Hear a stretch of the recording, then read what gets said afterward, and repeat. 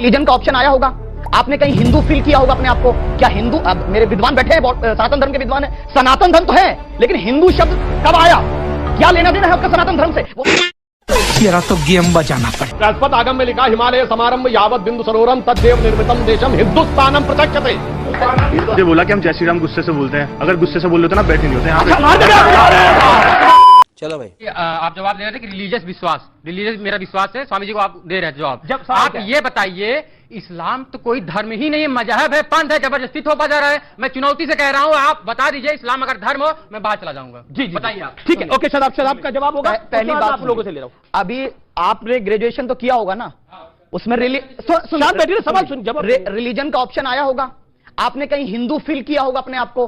क्या हिंदू, अब मेरे विद्वान बैठे हैं, सनातन धर्म के विद्वान है, सनातन धर्म तो है, लेकिन हिंदू शब्द कब आया? क्या लेना देना है आपका सनातन धर्म से? वो मुझे बता दीजिए। विदेशियों ने नाम दिया, उस नाम को ढो रहे हैं, पहले अपना सोच लीजिए, बाद में मेरे से सवाल करना। जी आप बता दीजिए, आप बता दीजिए। जी हिंदू जी। बृहस्पति आगम में लिखा हिमालय समारंभ यावत बिंदु सरोवरम तद्देव निर्मितम देशम हिंदुस्तानम प्रचक्षते। तो हिंदुस्तान आ गया ना, हिंदू से हिंदुस्तान हुआ। अरे ठीक, पाखंड हुआ है, सनातनी लोगों के साथ पाखंड हुआ है। क्या पाखंड हो रहा है? किसी वेद में हिंदू शब्द कैसे आया? ओके, देवकीनंदन जी कुछ कहना चाह रहे हैं। देवकीनंदन जी बोलिए। देवकीनंदन जी, मैं आपको मौका दूंगा। रुक जा भैया, ओ भैया ने रुकला भाई, हम बैठे हैं यहाँ, कुछ नहीं, क्वेश्चन नहीं है। ये जो काली जैकेट वाले चौहान साहब हैं जी, पाखंड का अर्थ बताएं क्या है? मैं बता रहा हूं। पाखंड का अर्थ वो है जो सनातनियों के साथ हुआ, टैग में हिंदू लिख दिया गया, यही सबसे बड़ा पाखंड है, यही अर्थ है। बजा ताली, हाँ, और सर्च करना है। चार वेद है, चारों का सम्मान है, साबित कर दे कहीं मेंशन्ड हो हिंदू। बताइए देवकीनंदन जी, बताइए, हिंदू बताइए ना। मुझे एक बात बताइए, अमीश जी, आप हमको पागल समझ रहे हैं? ये पाखंड बोलेंगे, पाखंड का पा नहीं पता है इनको, और ये हम सबको पाखंडी बोल के निकल गए, और आप हमसे क्वेश्चन नहीं ले रहे, इनसे पूछ नहीं रहे पाखंड क्या है। सबसे पहले तो ये होना चाहिए, जो आप टीवी चैनल पे बोल रहे हैं ना, ये सिर्फ यहां ताली 4 लोग नहीं बजा रहे हैं, पूरी दुनिया आपको नेशनल लेवल पे देख रही है। आपको एक एक शब्द सोच समझ के बोलना चाहिए, और किसी की इंसल्ट करने के लिए मत बैठो, किसी के धर्म का अपमान करने के लिए मत बैठो। पाखंड उसे कहते हैं जो परमात्मा से भिन्न है, जो है नहीं पर दिखावा करता है, जो है ही नहीं। पाखंड, मैं धर्म में रहता हूं पर धर्मात्मा नहीं हूं, इट मींस पाखंड। किसी ने कोई चाल, वो षड्यंत्र हो सकता है, वो पाखंड नहीं है। तो पहले एक शब्द जब आप बोल रहे हैं तो समझे। और यहां सनातन है, सनातन में कभी किसी का बुरा नहीं लिखा है। चौहान साहब, आपके पूर्वजों ने भगवान श्री कृष्ण की पूजा की है। अगर आपको पाखंड है, पाखंड का अर्थ समझना, तो ये समझिए कि औरंगजेब ने मेरे ठाकुर को मस्जिद की सीढ़ियों के नीचे गाड़ दिया। आपको उसका विरोध करना चाहिए कि उस दुष्ट ने हमारे साथ अन्याय किया। आप उसके, सुनिए एक सेकंड, आप उनके साथ उनकी बात में बात मिला देते हैं, इसका नाम पाखंड है। इसे पाखंड, औरंगजेब को रहमतुल्लाह बोलते हैं, औरंगजेब को रहमतुल्लाह बोलते हैं आप।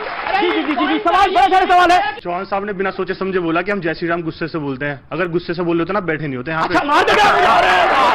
यही तो सच्चाई है। अरे भाई, हमारे सनातन पता है, मारिए, हमारे पता है, मानना तो बहुत बड़ी बात, चींटी सामने आती है ना, तो चींटी को देख के रास्ता काट देते हैं। हिंदू सनातन धर्म में आपको पता भी है। यही नहीं, अभी और सुनिए।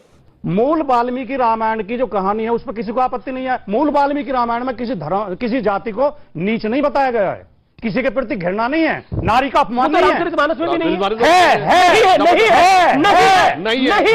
मैंने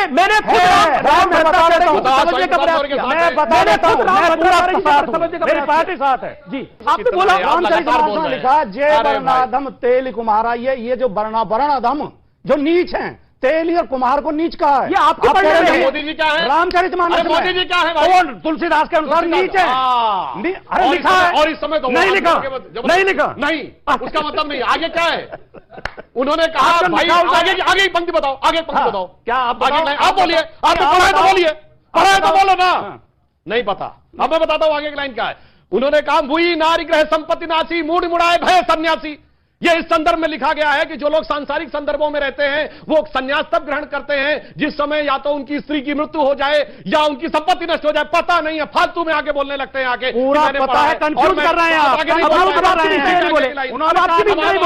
बीच में नहीं बोले, आप लगातार 30 सेकंड बोले, आपको मैं मौका दूंगा जी। इन्होंने कहा स्वामी प्रसाद मौर्य को पहली बार जानते, क्या समझ में आया? 5 साल भाजपा में समझ में नहीं आया, या सपा में आते ही समझ में आ गया? पहला तो इसका कारण बहुत साफ है। और सुनिए, उससे पहले बसपा में जब रहे, दलित ब्राह्मण अलायंस था, हाथी नहीं गणेश है ब्रह्मा विष्णु महेश, तब भी नहीं समझ में आया। गजब के भाई स्वामी है, अद्भुत ज्ञान है। 5 साल बसपा में रहकर नहीं समझ में आता, 5 साल भाजपा में नहीं समझ में आता है, जैसे इनके साथ आते हैं सारा ज्ञान के पट खोलने लगते हैं। अब इन्होंने एक बात कही गंभीर, हाँ 70 के दशक में लिखा जाता था, और ये क्यों लिखा जाता था मैं बताता हूं। आप सबसे कहता हूं जाके आज देखिए, आज तो पुरानी आर्काइव्स खुल गई है, जाके चेक करिएगा। एक टर्म है आइडियोलॉजिकल सबवर्जन, ये बाकायदा कम्युनिस्ट पार्टी का एजेंडा था केजीबी का, और इसका रेफरेंस है कि Mitrokhin's archive KGB and the world part 2। ये सारी बातें भारत को कमजोर करने के लिए थी, इसलिए 60 साल पुरानी। जब 2600 साल पहले महात्मा बुद्ध जातिवाद का विरोध कर रहे थे, वर्ण व्यवस्था का विरोध कर रहे थे, तो केजीबी के एजेंट थे। जब कबीर लिख रहे थे, जब कबीर, महात्मा बुद्ध ने पूरा वर्ण व्यवस्था का विरोध किया। जब कबीर लिख रहे थे कि जात पात पूछे नहीं कोई, हर को भजे सो हर का होई, और तो कौन इनके विरोध में था? जाति